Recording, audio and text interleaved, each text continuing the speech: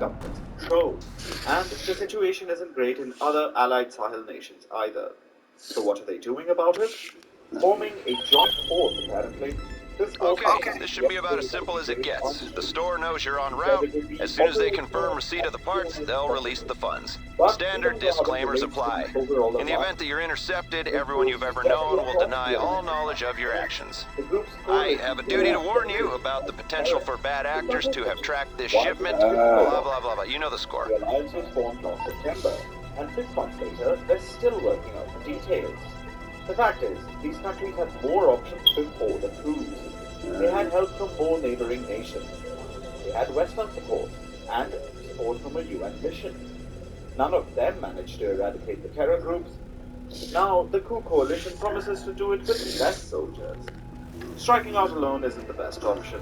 Mending ties with neighbors may reap better rewards, because so far, the juntas seem to be out of their depth.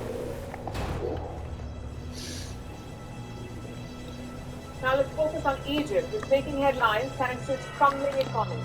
Yesterday was a big day for them. Egypt was promised a big loan, $8 billion. By whom? The IMF, the International Monetary Fund. Earlier they were promised $3 billion. So this is a major jump, an increase of $5 billion. But when it comes to the IMF, there's always a catch. Conditions always apply. In this case, it was no different. Egypt had to do something in return for the extra $5 billion. It had to stop artificially supporting its currency. That's the Egyptian pound, their currency. Cairo let go of its control over the Egyptian pound, and in exchange, the IMF agreed to give it a bigger loan. As you can imagine, Egypt's currency took a tumble. Its value fell by about 2/3. It went from about 30 Egyptian pounds to the US dollar to around 50 pounds per dollar. The crash has alarmed the people of Egypt. Changing the foreign currency rates affects us in every way. Once the merchants knew the rate has changed, the prices rose immediately. Is everything in our life linked to the USD? All our problems are now attributed to the USD. What about other goods that we should buy with Egyptian pound? What happened to the Egyptian pound? It is worthless now. Despite these dire reactions, the Egyptian government is claiming this as a victory. Thank God today we signed the agreement between Egypt and the IMF. I want to reiterate that the deal comes in line with policies of structural reforms for the Egyptian economy prepared by the Egyptian government. We're at the beginning of the right course for the country to be economically balanced and strong, with the efforts of everyone and the understanding of everyone. Egypt's Prime Minister and Central Bank Governor both seem happy. They're pitching this as a great reform, despite what it could mean for Egypt. Let me explain. Egypt depends on imports to survive. For example, it is the world's largest importer of wheat. It needs to bring in about 12 million tons of wheat every year to feed its population of 210 million people. Now, imports are expensive, and they're paid for in US dollars.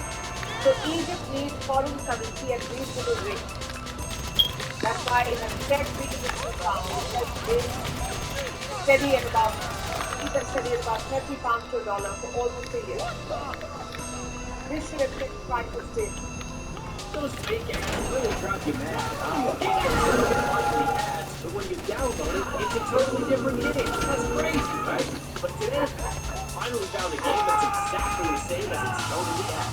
They're going to pay for this!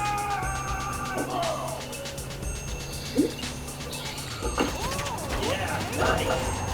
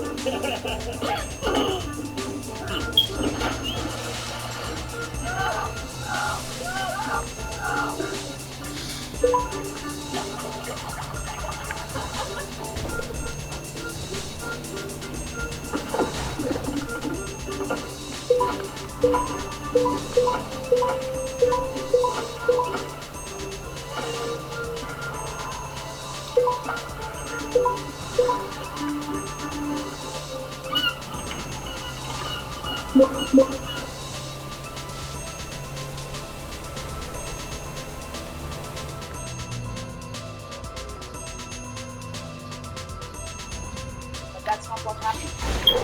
Inflation was officially at around 40% in January. So clearly keeping the currency rate fixed is not working for them. And this is because people were ignoring the inflation.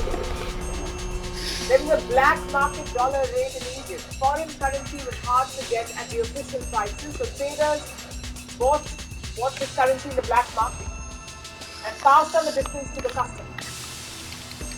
This is partly responsible for the high prices in the country. Foreign currency at official prices was hard to come by. For a number of reasons, tourism was down. Fewer ships were passing through the Suez Canal. Expensive imports means dollars are spent there. All this meant that Egypt's government did not have dollars to spare. People could not buy them. They had to buy dollars in the black market. And this culminated into Egypt's present crisis. So now Cairo has decided to stop controlling the pound.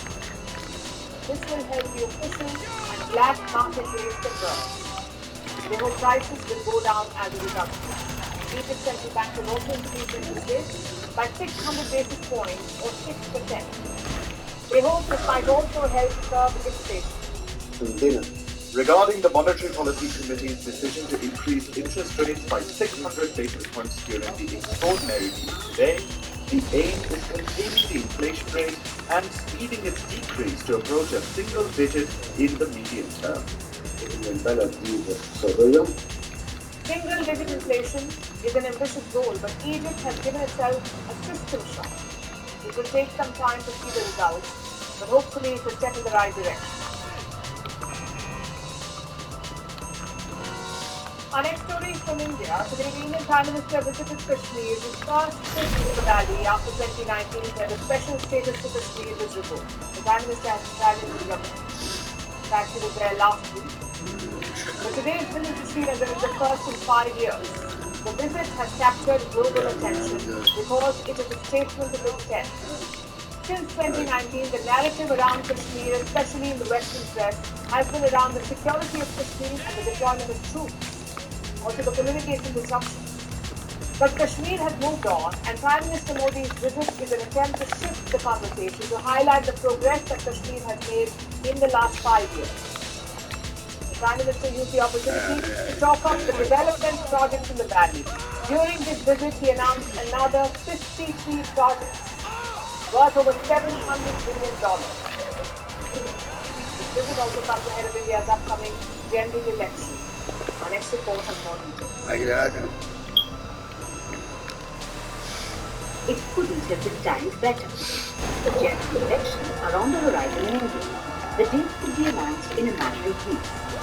So the Prime Minister's visit to Kashmir couldn't have come at a more opportune time. But beyond the politics, PM Modi's visit had a deeper significance. This is his first visit to Srinagar after 2019. When Article 370, the provision which gave Jammu and Kashmir its special status, was revoked.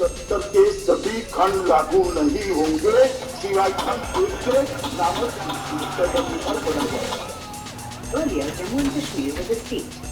Through a Reorganization Act, it was turned into a union territory. The changes bore the Indian Parliament's stamp of approval. It also passed the duty test. In December last year, India's Supreme Court upheld the abrogation. The Indian Prime Minister's visit comes 2 months after that order, and he was on a special mission, here to win hearts. और मैं 2014 के बाद जब भी आया मैंने यही कहा आपका दिल जीतने के लिए कर रहा हूँ. The outreach was visible. Before his address, the Prime Minister met the locals. Many of them were